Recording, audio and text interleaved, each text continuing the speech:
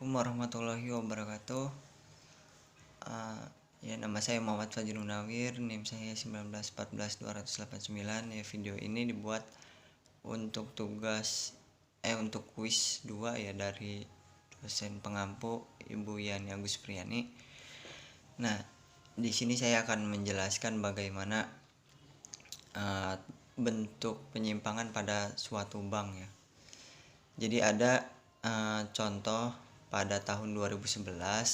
Nah, ini penyimpangan dalam aspek internal ya. Jadi di dalam suatu di bank waktu tahun 2011 itu Bank Syariah Mandiri, jadi ada pengusaha bernama Ian, dia mengajukan sebuah kredit ya, pengajuan kredit untuk pembelian rumah. Nah, sebesar 1 miliar.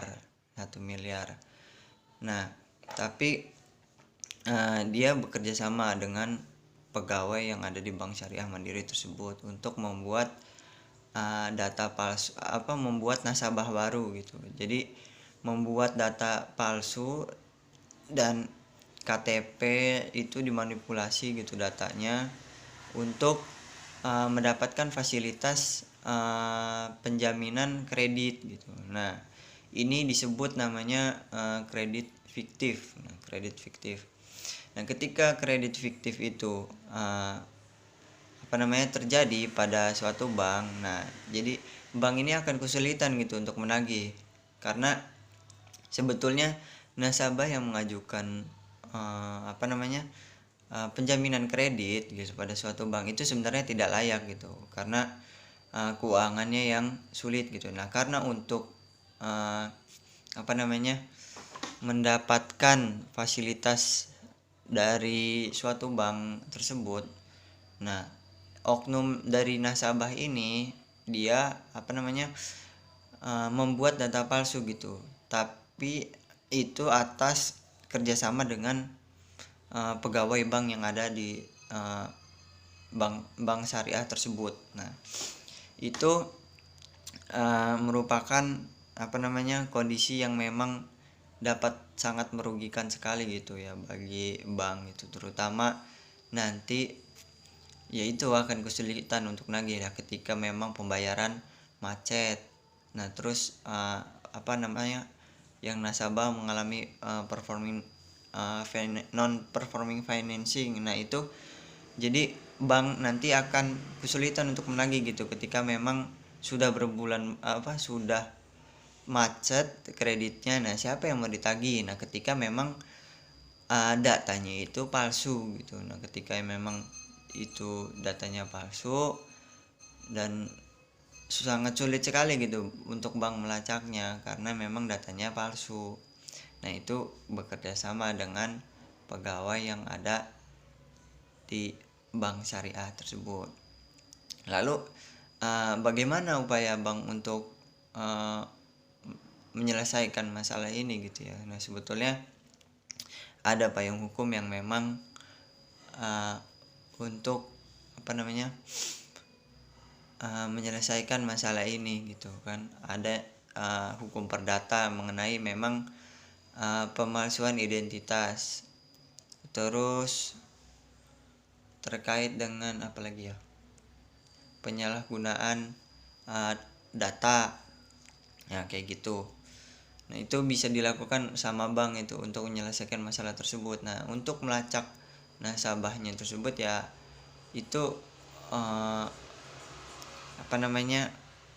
bisa tanyakan ke pegawai bank yang membuat data itu gitu. Nah, ketemunya untuk di awal memang untuk kredit fiktif ini memang susah sekali dilacak gitu, tapi lama kelamaan ya memang ketahuan gitu karena kesulitannya bank untuk melacak nasabah dari kredit fiktif ini gitu, karena memang datanya data palsu kayak gitu. Terus untuk pengawasannya dari bank syariah, ya mungkin karena memang ini kasusnya kasus apa ya namanya, internal fraud ya. Jadi bentuk penyimpangan dari aspek internal, dari aspek pegawainya kayak seperti itu. Ada baiknya ketika memang apa namanya, pemalsuan untuk pengajuan penjaminan seperti itu, ya ada baiknya KTP ataupun itunya di ini gitu, apa namanya, diperiksa terlebih dahulu. Nah tapi memang pada pada tahun sekarang itu kan tahun 2011 itu kan udah lama banget ya. Jadi untuk bank-bank konvensional maupun bank syariah sekarang itu pengawasannya udah ketat banget gitu. Jadi untuk penjaminan untuk pembiayaan penjaminan kepada nasabah itu ketat banget gitu, karena KTP-nya memang harus dicek, terus apa namanya,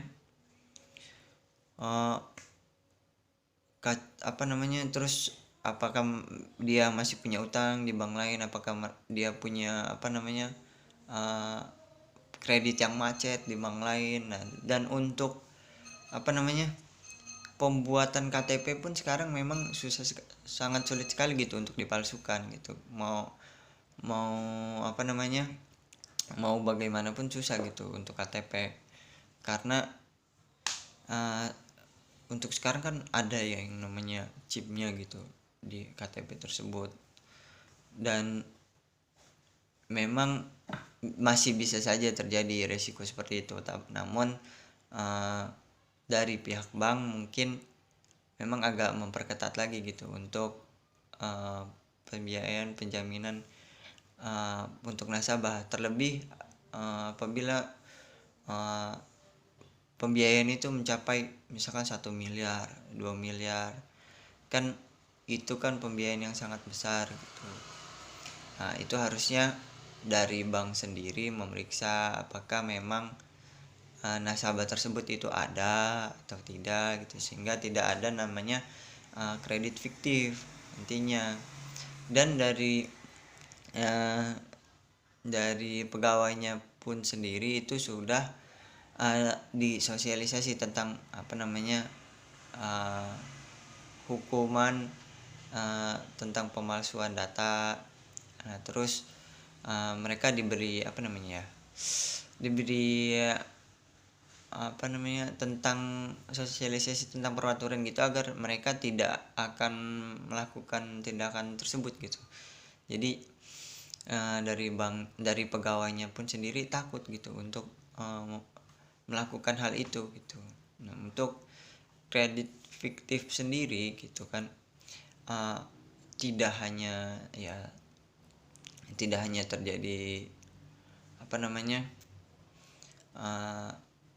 tidak hanya terjadi pada bank konvensional, bank syariah aja ya, bank konvensional juga bisa gitu ya. Makanya kalau untuk memang untuk mencegah terjadinya kredit fiktif ini,